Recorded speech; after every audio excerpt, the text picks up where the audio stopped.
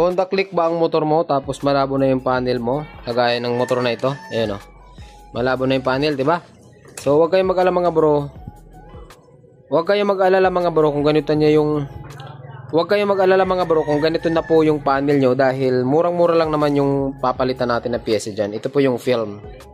So kailangan nyo lang ng ganito para bumalik sa dating itsura or sa stock na kulay niya.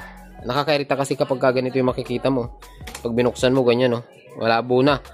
At tandaan nyo mga bro, kapag nagkaroon kayo ng konting ganitong damage na sunburn, hindi na po nawawala yan. Palaki ng palaki ng palaki ng palaki hanggang sa maubos po lahat yan.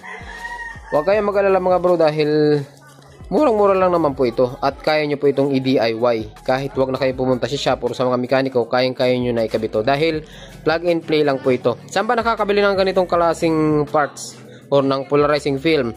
Nandyan mga bro sa Eurobasket, i-click nyo na lang, i-check out nyo, para mapalitan nyo na yung malabo nyong panel.